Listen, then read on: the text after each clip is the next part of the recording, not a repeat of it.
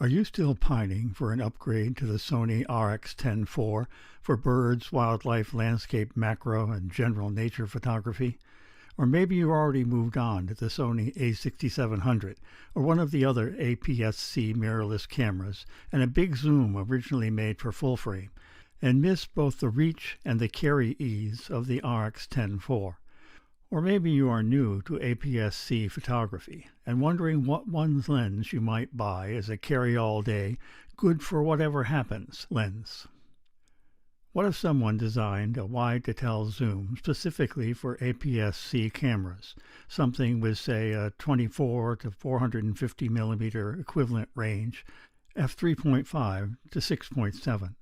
Something that when mounted on the Sony a6700 or another APS-C camera makes a combination that is almost exactly the same size and weight as the Sony RX10 IV and gives you a significant portion of the flexibility of the Zeiss 24 to 600 millimeter lens on the RX10 IV, way better macro, and takes full advantage of the more modern camera's larger sensor and AI-assisted subject detection, eye-tracking autofocus.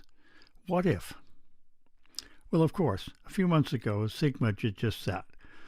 Their 16 to 300 APS-C 3.5 to 6.7 contemporary series zoom is lightweight, compact, and super versatile. How does it measure up to the RX10 IV at one end, and on the other to the Sony a6700 and the Tamron 50 to 400 full-frame zoom, which has been my go-to combo for a year and a half now? No camera ever made has combined the relatively high-quality images, the compact carry-all-day design, and the degree of versatility that the Sony RX10 IV managed to pack into its relatively small body. The 20-megapixel stacked Sony sensor and the Zeiss-designed 24 to 600 millimeter f2.5 to f4 equivalent lens, and its quick, relatively accurate dual contrast and phase detection autofocus made it an ideal camera for bird, wildlife, and nature photography. It only really missed on its macro capabilities, and its 4-foot close focus at 600 millimeter equivalent still provided decent close-ups of insects and flowers. That was then.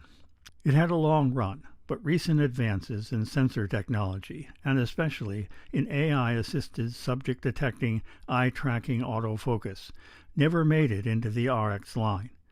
And when Sony's contract with Zeiss lapsed, and then the EU required all cameras to have USB-C ports, Sony decided to discontinue the RX10 IV rather than upgrade it to the latest technology. That left a lot of us very disappointed. A year ago, after a brief and ultimately unsatisfactory romance with the OM Micro Four Thirds system, I did a video on using the a6700 and the Tamron 50 to 400 full-frame zoom, 75mm to 600mm with the APS-C crop, as a viable replacement for the Sony RX10 IV for birds and wildlife. Still, the camera and lens are a third again as heavy and twice as big as the Sony RX10 IV, and you lose the whole wide end, so landscapes are limited. In exchange, you get better macro to 1 to 2, far superior focus speed and accuracy, and better overall image quality. When shooting birds and wildlife, that translates to an increase in keepers of at least 50%. The combo will not do anything the RX10 IV could not do if you took enough exposures, but it does it almost all the time, shot after shot. But it is still heavy and bulky and a pain to carry all day, and just plain hard to love the way I loved my RX10 IV, and I do miss the wide end for landscapes. So of course, I had to try the Sigma 16 to 300. I've done a lot of testing, both on my patient model bird with real bird feathers and on natural subjects in the field, and I can show you the side-by-side shots of my model bird, but honestly you'll not see any differences in quality at the resolution of this video. You would need a high-resolution display and time to view the images in detail, zoomed well in, to see the differences that I see in them. So here are my conclusions after 3 weeks of intensive comparison testing, both on models and real birds and wildlife in a variety of situations. First, in comparison to the Sony Rx10 IV, you lose the 450 to 600 millimeter range, and at 450 and 600 millimeters, the Sigma is considerably slower at f6.7 compared to the Zeiss at f4.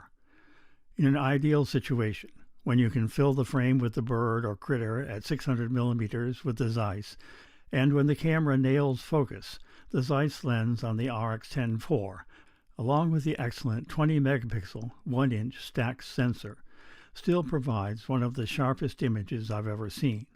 However, if you crop the Sigma image to fill the frame with the same subject from the same distance, it is almost impossible to see any quality differences at normal screen resolution. You have to zoom in on the details to see the differences. And that's comparing the ideal Rx10 IV shot, which, if you have used the camera at all, you know, only happens about 1 in 10 shots, if that, with the average shot from the A6700 and the Sigma. And by average, I mean the kind of shot you can count on getting the majority of the time, exposure after exposure. The difference in focus speed and accuracy is particularly of note here. While the Rx10 was hit and miss, the A6700 and Sigma will give you way more correctly focused images in almost any situation. And if you have to crop the Rx10 shot at all to fill the frame, then the A6700's larger sensor comes into play, and the A6700 and Sigma rapidly pull ahead, even comparing shots at 600 and 450 millimeter equivalents. Same goes for low light. The larger, better sensor in the A6700 more than makes up for the differences in speed of the two lenses. At the long end of the zoom, the A6700 and Sigma compare very well with the Rx10 IV, and your keeper rate goes way up. And that is shooting both cameras wide open, f4 on the Rx10 IV and f6.7 on the A6700 with the Sigma. If you sacrifice a little light and use aperture preferred program with the aperture set to f8 on the Sigma, then both the sharpness and contrast of the image taken at full zoom improves significantly, to where you will not see any difference at all between the best full-frame Rx10 IV shots and the Sigma shots cropped to fill the frame in the same way. In many situations, the A6700 and Sigma will provide noticeably better results. At the wide end of the zoom, there's really nothing to choose between the two systems. Both give detailed, pleasing landscapes. When it comes to macro, the A6700 and Sigma simply blow the Rx10 IV away. The Sigma focuses to 1 to 2 at between 105 and 135 millimeter equivalents. While that is not true macro territory, it yields some very pleasing close-ups. At 24 millimeter equivalent, the lens will focus down to a few inches.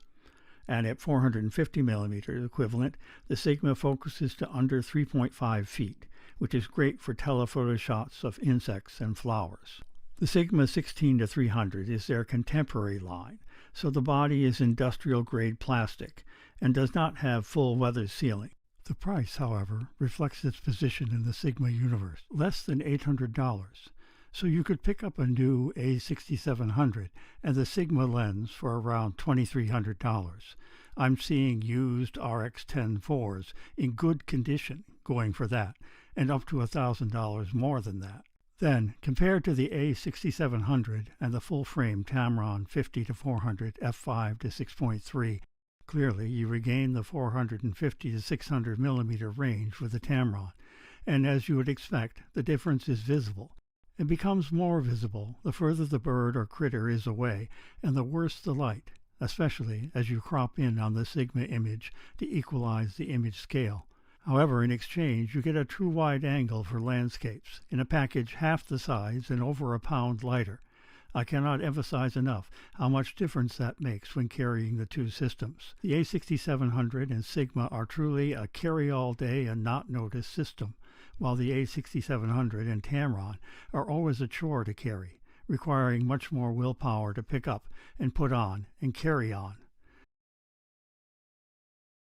And at a reasonable distance, in good to going on pretty poor light, no one, in casual viewing, as in anywhere on the internet, is going to see much, if any, difference between a cropped Sigma shot and a full-frame Tamron shot. And they won't see any difference at all until you crop both images down to under 4 megapixels, or until the ISO gets pushed up to above 10,000.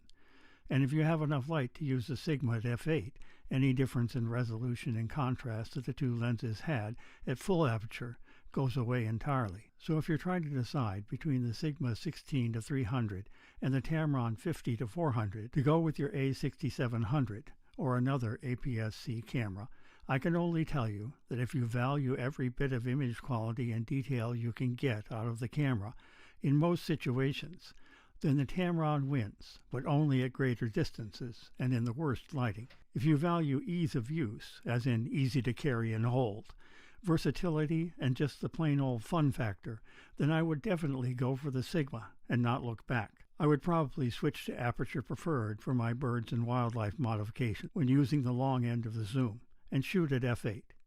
In fact, if I wanted the maximum image quality and detail on distant birds and critters, I would be carrying a much bigger and heavier and much more expensive lens than the Tamron 50-400, and I would be shooting with a somewhat larger and heavier and more expensive camera than the A6700. I'd be shooting, right now, with the Sony A1 II and a whole set of Sony primes, from 24mm or below up to and including the 600mm f4. I'd be carrying almost $30,000 worth of gear, including a second body like the A7 CR, and weighing almost 30 pounds. That's what pro wildlife and nature photographers are carrying. Even if I went with Sony zooms to cover the wide detail range with two bodies, the cost would still be over $20,000 and the weight over 12.5 pounds. Either the Sigma or the Tamron, and the A6700 itself, or any APS-C camera, are already major compromises in favor of both portability and cost. Would I bring the Sigma 16-300 as my only lens on a once-in-a-lifetime trip to, say, Ecuador, coming right up in December? Could I leave the Tamron 50-400 home? I am honestly not sure yet. I need a few more weeks with the Sigma. It would certainly make my life way simpler, and the journey way easier physically for my aging body. But I might miss a few shots in marginal situations. I may still have to bring both the 16-300 and my Tamron 50-400, or maybe invest in a Tamron 150-500 for the A7 CR for those really long shots. I'll let you know when I decide. On the other hand, if you are considering the A6700 and the Sigma 16-300 f3.5-6.7 contemporary zoom as a replacement for the Sony RX10 IV, or as a walk-around, do-everything lens for any APS-C camera, mainly to take advantage of subject recognition, eye-tracking autofocus, or just because you do not want to buy into a discontinued camera, I can highly recommend the combination. Light, easy to hold and carry, lots of fun, lots and lots of fun to use, and providing a truly useful range for almost any nature photography challenge. Just shoot at f8 at 450mm equivalent.